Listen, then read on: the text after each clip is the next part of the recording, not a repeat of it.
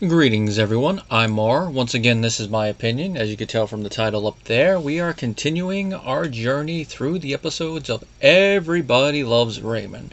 We are now on the third episode of Season 5, or if you want to count Italy as one long episode and not a two-parter, it's the second episode, but the DVD screen I'm looking at counts it as two, so it's going to be this is going to be episode 3. It is Wallpaper. Written by Lou Schneider. This is the episode where Frank and Marie drive a car through Ray and Deborah's front wall, and all the drama, comedy, and complications derive from that. Picks up a little bit after they've returned from Italy. The episode proper begins with Ray and Deborah even watching the DVD, or VHS at the time of that trip. Before I get too far into it, just a reminder, if you want to support the channel, both the PayPal and Patreon links are down below with how YouTube is treating content creators and the whole partner system. This is a more, I don't know if pertinent's the right word, but it's more imperative you guys help with this if you guys want to see the channel grow. If you just want to do one-off, the PayPal link is there, whether it's one-off requests or one-off help. If you want to support the channel repeatedly, the Patreon link is the way to go. You'll gain access to videos early, and you will also be able to suggest future content for the channel, such as my good buddy John, which, as I record this, your request for the month that this video is going live is next on the block. Funny thing is, I'm recording this on my dad's birthday in the 11th anniversary of the van accident. Oh, happy days. Now, Ray and Deborah, they're talking about Italy, how they love the feeling of it. The funny thing about this is that if you look at the comments in isolation, it is kind of nice to see Deborah in this nice mood. But when you look at it in the context of what happened in the previous episode, Deborah's comments don't really make a whole lot of sense unless you look at it very, very closely. Because of the fact Marie was being her usual self on the trip and was getting on Deborah's nerves. And also Ray was getting on Deborah's nerves, like with his whole horrible mindset, except for the last couple days of the trip. So unless she's taken hold of that and how she was trying to enjoy herself and just applying it while watching the nostalgic memories, which George Carlin would probably have a few things to say about that. It's kind of weird to say that, but it is what it is. Just got to accept for what it is. As I've said before, and I said it again, sitcom writing. Now, Ray and Deborah are going to go upstairs to do the loop-de-loop when they hear a weird sound and the car comes through the wall. But the funny thing is, who's driving it? Marie. She's been intrusive and she's barged in, but Marie here, she takes it to a whole new level. And the funny thing is, she tries to blame Frank with it, but he is a little bit at fault for a couple of reasons here. One, he has not gotten the brakes replaced, when the mechanic has told him multiple times that the brakes are bad. And being the notorious cheapskate that we've seen he is throughout it, he didn't get them replaced. Now, my grandfather, he was frugal and saved money wisely, but even he would get the brakes fixed. He wouldn't be that frugal. It's more safety first. And the other thing is, as we find out when Robert shows up in uniform, so he's either going on duty or still on duty, and he happens to drive by and see this, we find out why he's making a report of the whole incident, that Frank's car insurance is not current. When I hear that, it's like, really, Frank? You do remember that it's a legal requirement. This is the second time you're doing that. First you let your license expire, now you're going to let your insurance expire. Both of those offenses can get you put in jail for the night. You realize that, Frank? I'm actually kind of surprised he doesn't get in legal trouble with this, but it's a sitcom thing, and a lot of stuff is not going to carry from one to the other, at least when it's major consequences. If this was a drama, there'd be a lot of things, and I wouldn't be surprised if Frank didn't get arrested here. I mean, unlike the last time where Robert was going to do something to him back in season 2 and he was going to write the ticket, he's not living at home, so Frank doesn't have that little bit of leverage over him. But it is what it is. They didn't want to go there. They do eventually talk Frank into paying the deductible, even though he is trying to do some whole things involving fraud, which Robert does bring up. I mean, we haven't heard him say, I don't want to hear this for a while, but nice to throw that little running gag back in there for a situation like this.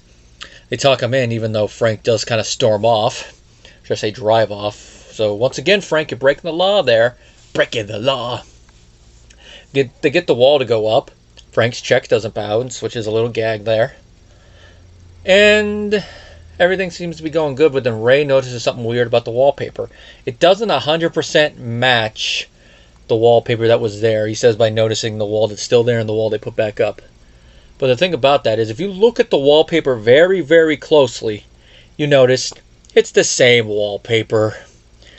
I don't know why they couldn't at least get one for this episode to do for that, but I guess they didn't want to have to change it for the whole thing. But I guess it makes, in a weird way, the whole thing of Ray complaining about the wallpaper even funnier when you look at it closely and go, that's the same wallpaper. It shows that he's really just nitpicking about it for no reason. And he's really getting on Deborah about it. Like, really? With all the stuff you're going to complain about, you're really going to pull back when it's this? Well, Frank and Marie show up to look at it. And Ray brings it up, and Frank is like, no. And then Ray really goes off and even calls Deborah a traitor for not wanting to push this onto them. And he tells them both that they're going to pay the difference. And Frank tells Ray one of the funniest little one-liners he says in the whole show. It's even in one of my Peter Boyle, Frank Barone tributes, and it's probably the best one. I'm actually surprised this got past the censors because of what it implies, but I guess because of its wording, they're able to get away with it. And it's not just the way that the line is written, it's the way that Peter Boyle said it that sold it.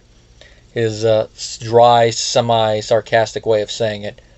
And the line is, suck rope, pal. Just even saying it, it's like, oh, that's a good one. And then, of course, this is followed by Ray going to kick them out, and then he says, is this the way you talk to a father and her? Goes to a whole little argument. And Ray does something, I actually forgot about this until someone posted in the comments about it, that Ray invented this, and that is when Ray says he's going to be dancing at their funeral, he does a little thing that kind of looks like Oppa Gundam style. So I'm like, Oppa Raymond style. The things that you forget. So Raymond is the one that christened that. Well, Robert shows up, and he's the one that kind of indirectly intercedes, and it leads to a little come to Jesus moment where Deborah gets them all to sit down, and Ray starts talking. You can tell he's trying to control his anger, and the few times he almost goes in that direction, Deborah's like, eh. And he finally calls Marie intrusive himself, and mentions that she's always barging in. Marie tries to refute it, and is like, no, you do. And it seems like they come to an agreement, that we want you to at least be a little bit more considerate.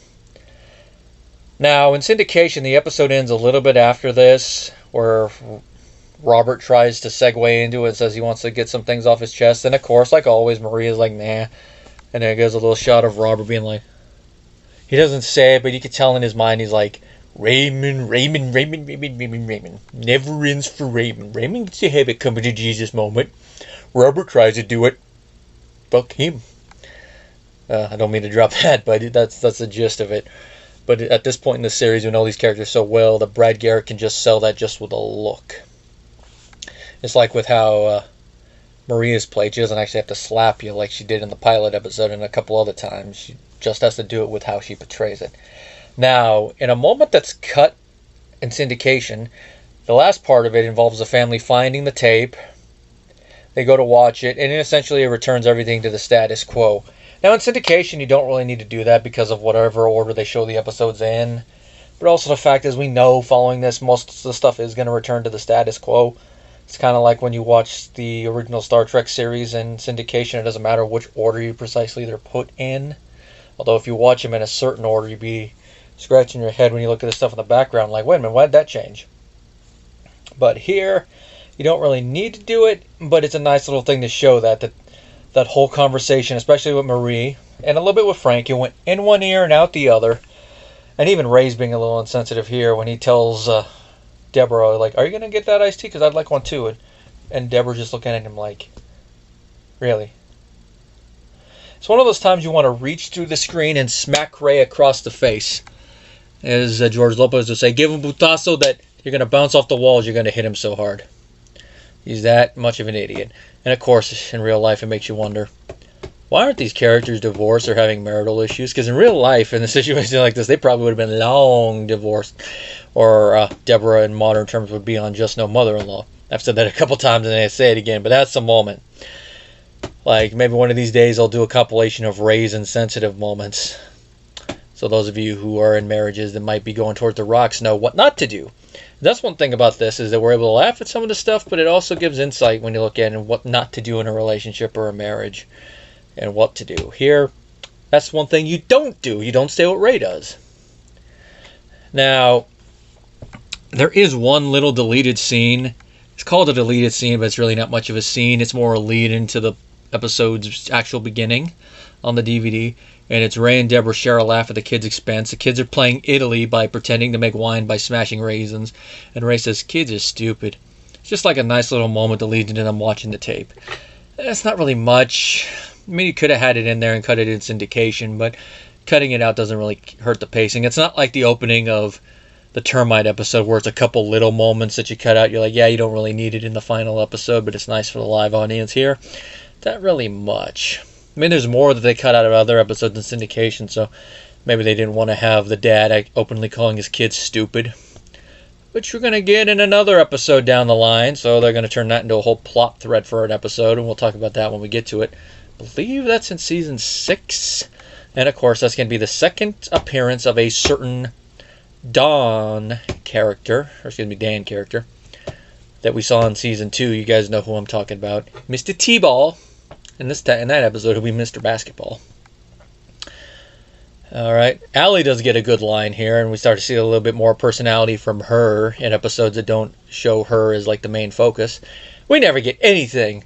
It's when a more like a stray dog comes in, and the kids want to play with it and keep it, and he's like, no.